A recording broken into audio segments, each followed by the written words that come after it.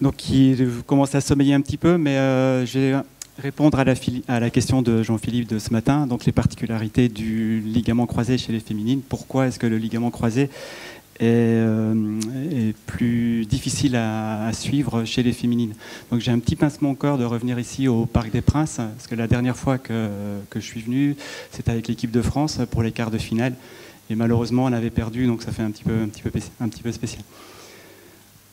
Alors, le sport féminin se développe beaucoup depuis ces dernières années, que ce soit avec le hand, avec le foot. Donc le foot en France a été porté par l'Olympique lyonnais avec la Champions League qui a été gagnée à plusieurs reprises.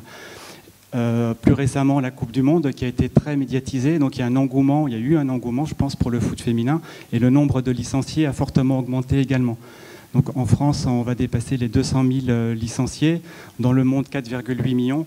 Et la FIFA espère, donc il y a un programme pour développer encore plus le foot féminin. Et la FIFA espère en 2026 d'atteindre 60 millions de pratiquantes. C'est très intéressant. Par contre, au niveau médical, c'est intéressant également. On va avoir des études qui vont sortir, on va avoir une population qui augmente et de voir s'il y a des spécificités au niveau médical. Est-ce qu'il y aura des problèmes qui vont apparaître ou certaines choses. Et le ligament croisé donc, est une de ces difficultés. Donc, est-ce qu'il y a des particularités? Mais je pense que depuis ce matin, vous avez entendu, donc il y a beaucoup de réponses qui ont été données. Je vais tenter de vous faire un résumé de tout ça. Donc, ça va être assez rapide en fait. Donc, la fréquence, effectivement, chez les féminines, elle est nettement augmentée par rapport aux hommes. Selon les études, ça va entre 2 fois, 3 fois, 4 fois plus que chez les hommes pour l'atteinte. Et malheureusement également, lorsqu'on a une lésion d'un côté, la lésion en contralatéral est également plus fréquente chez les féminines.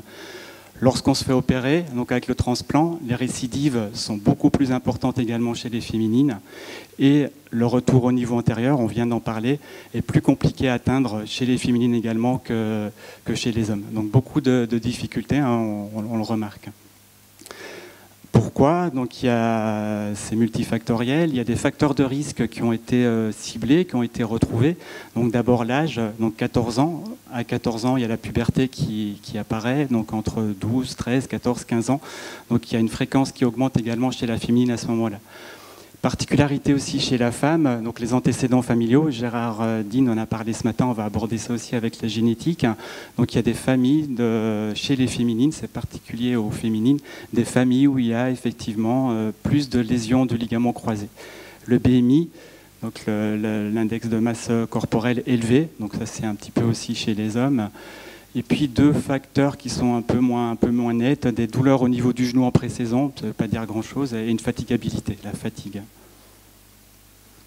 Le mode de survenue, donc différent également par rapport aux hommes.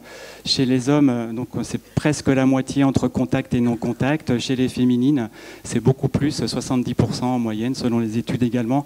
En non-contact, vous avez la photo à droite avec Eugénie, donc ça reprend un petit peu, si on prend le pied gauche, on est un petit peu dans les mouvements à risque, avec, on en a parlé, donc la position du tronc, en flexion, la hanche en flexion, un valgus du genou, et puis les versions au niveau du pied.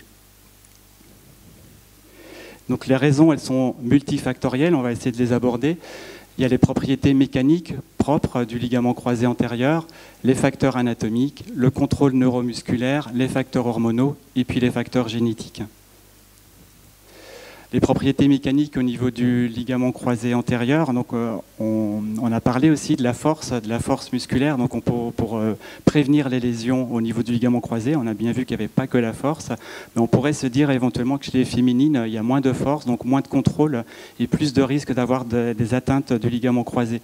Vous voyez la photo de Delphine au niveau de son quadriceps, donc si vous comparez le quadriceps avec le mien par exemple, je pense qu'il y a une grosse différence et que chez les sportifs de haut niveau, il y a une musculature qui est très, très nettement développée et il faut faire attention, peut-être faire une différence entre les sportifs de haut niveau et puis le sportif un petit peu du dimanche ou le football le dimanche où il y a des différences au niveau musculaire. Mais le ligament croisé donc de la femme, il y a des propriétés spécifiques, il est plus petit, moins rigide et moins résistant à la rupture. Les facteurs anatomiques, donc il y a des différences, une plus grande laxité articulaire, moins de raideur au niveau musculaire, un bassin plus large, des amplitudes de hanches qui sont augmentées pronation soutalienne différente, la rotation du tibia, et puis deux facteurs qui sont connus pour être des risques de rupture du croisé, donc la pente tibiale postérieure qui est plus forte, et puis l'échancrure intercondylienne qui est plus petite au niveau des féminines.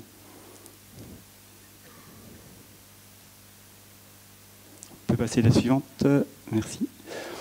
Le contrôle neuromusculaire, on en a parlé beaucoup également. Il y a donc chez l'homme, lorsque vous avez une contraction, lorsque vous êtes genou un petit peu en flexion, donc une trentaine de degrés, pour prévenir la mobilité antérieure au niveau du tibia, vous avez une co-contraction à la fois du quadriceps et des ischio-jambiers.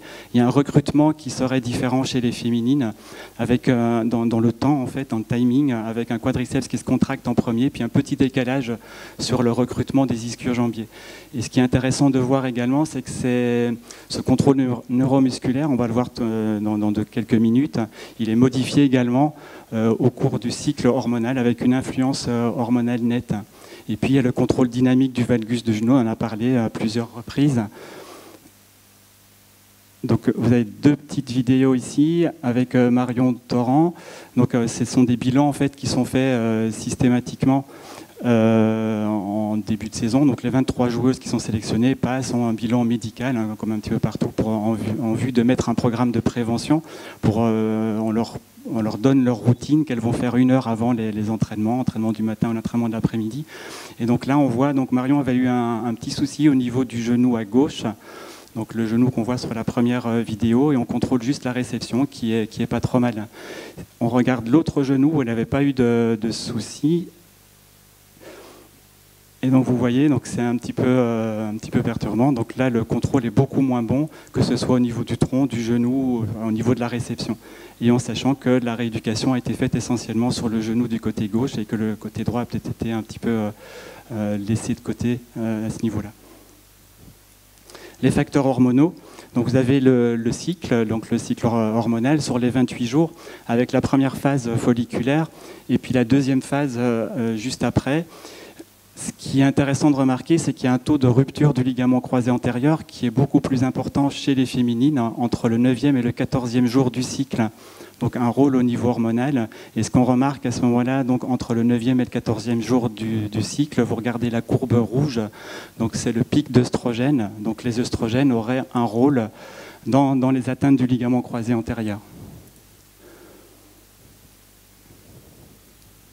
On peut passer l'autre diapo, s'il vous plaît. Donc les œstrogènes, ils sont partout un petit peu dans le corps, et ils agissent au niveau des récepteurs. Et ces récepteurs, ils sont disséminés un petit peu dans les différents organes. Donc il y a bien sûr les organes génitaux, le tissu mammaire, tissu cardiovasculaire, les tissus immunitaires. Et ce qui nous intéresse un petit peu plus ici pour le ligament croisé, donc il y a également des récepteurs au niveau des tissus neurologiques, au niveau de la jonction neuromusculaire, au niveau des muscles et au niveau des ligaments. Les œstrogènes, donc on l'a vu sur la diapo précédente, la concentration varie au cours du cycle. Et puis ce qui est intéressant, et Gérard en a déjà parlé aussi un petit peu ce matin, il y a une expression génétique des récepteurs qui peut varier d'une personne à l'autre. Donc au niveau des féminines, il y a des récepteurs en quantité plus ou moins variable et avec une composante héréditaire génétique. Les œstrogènes, donc pour ce qu'on nous intéresse plus, donc, va agir au niveau ligamentaire sur la synthèse du collagène, donc avec des modifications qui peuvent survenir au cours du cycle. On se rappelle, hein, pour la grossesse, lors de l'accouchement, donc il y a une imprégnation œstrogénique assez forte pour permettre aussi une mobilité plus importante au niveau du bassin. Donc les œstrogènes, en quantité peut-être un petit peu différente, mais agissent bien au niveau du collagène et modifient les propriétés mécaniques du ligament. Et puis au niveau musculaire, il y a plusieurs choses aussi. Donc là, à l'inverse, on va parler peut-être de la femme ménopausée.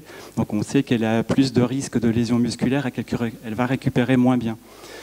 Les œstrogènes, ils sont connus, hein, donc je ne vous ai pas mis les références en dessous, j'ai oublié, mais je peux vous les donner si vous voulez, au niveau bibliographique. Donc les œstrogènes sont stabilisateurs des membranes au niveau musculaire, donc ça diminue les risques de lésions. Ils sont antioxydants, une diminution de la réaction inflammatoire. En cas de lésion musculaire, il y a une diminution de l'infiltrat leucocytaire. Et puis ils ont une action également sur les cellules satellites, donc les cellules qui sont autour du muscle pour la régénération au niveau musculaire. Donc les œstrogènes ont un rôle de protection et on commence à remarquer également qu'il y a moins de lésions musculaires chez les féminines que chez les hommes. Et puis un rôle des œstrogènes qui pourrait expliquer aussi peut-être pourquoi dans les études on remarque que les féminines, les femmes ont des muscles qui sont un peu plus souples, entre guillemets. Il y a une modulation de la douleur, de la sécrétion des opioïdes endogènes réalisés par les œstrogènes, donc un contrôle de la douleur. Donc c'est pas une légende, les féminines, les femmes supportent peut-être mieux la douleur que nous. L'imprégnation hormonale peut donc agir au niveau des propriétés mécaniques pures du ligament croisé antérieur, sur le contrôle neuromusculaire, sur les propriétés contractiles au niveau des muscles. Et puis il y a une importance forte lors de la puberté. On se rappelle le pic vers 14 ans. Donc lorsqu'il y a la puberté, au niveau, on va prendre un jeune garçon qui a sa phase pubertaire, il va avoir un pic de croissance, il va grandir. Et en même temps, il y a une augmentation très forte de la sécrétion de testostérone qui va entraîner un développement au niveau musculaire important. Donc l'accroissement osseux, avec l'impact que ça peut avoir au niveau ligamentaire, va être contrebalancé par la force musculaire qui va se développer beaucoup plus. Chez les féminines, malheureusement, c'est un petit peu différent. L'imprégnation de testostérone est beaucoup plus faible. Donc il y a des autres variations hormonales. Il va y avoir une croissance aussi au niveau osseux, mais par contre, un peu plus de masse grasse que de muscles. Et donc du coup, les ligaments se retrouvent seuls à supporter cette différence. Et je l'ai dit gentiment, je pense. Dernier rôle, donc Gérard en a parlé ce matin, donc je suis beaucoup moins bien placé que lui pour en parler, mais il y a un rôle important qui commence des publications commencent à sortir. Donc au niveau du ligament, vous savez qu'il est composé de collagène, donc il y a une grosse majorité de collagène de type 1, et puis il y a plus ou moins 10% de collagène de type 5. Vous avez des gènes donc, qui vont coder pour la synthèse des chaînes alpha 1. Ce sont des chaînes qui participent à l'union des fibres de collagène. Et donc vous avez deux types de gènes, le col 1 alpha 1 donc pour le collagène 1 et puis le col 5 alpha 1 pour le collagène de type 5. Donc chez la femme, il a été remarqué, comme Gérard vous en a parlé ce matin, qu'il y avait des phénotypes, c'est que pour au niveau féminin, mais lorsqu'il y a ce gène, donc le collagène 5 alpha 1, l'expression peut varier dans le temps, donc d'une personne à l'autre, pardon. Et si l'expression est diminuée, on remarque en fait que les risques de rupture du ligament croisé sont beaucoup plus faibles. Et à l'inverse, lorsque l'expression de ces gènes est augmentée, il y a un risque plus important de rupture du ligament croisé. C'est particulier aux féminines, et donc il y a sans doute un rôle des hormones sexuelles également à ce niveau-là. La prévention, donc c'est très important. Donc vous avez le protocole FIFA 11+, qui existe pour les hommes, qui a montré son efficacité sur la prévention des ruptures du ligament croisé. Il y a un protocole qui est en train d'être fait, qui est pratiquement terminé également, en tenant compte de ses particularités. Donc il est créé par la Fédération française de football. Il va être diffusé pour la prévention des ruptures de ligaments croisés chez les féminines. Donc ça reprend un petit peu tout ce qui a été dit en fait au cours de la journée. Donc accroître le contrôle neuromusculaire, le contrôle du valgus dynamique, le renforcement, les postures du tronc, de la hanche, des ischios, du tronc, ne pas oublier le transverse, et puis surtout ne pas rester focalisé sur le genou, mais prendre le corps dans sa globalité. Le schéma moteur aussi, on vient d'en parler tout l'après-midi. Et puis il y aurait éventuellement un rôle des œstrogènes, donc il y a pas mal d'études qui sortent, c'est très variable, mais peut-être un rôle protecteur des œstrogènes dans certains cas. Merci.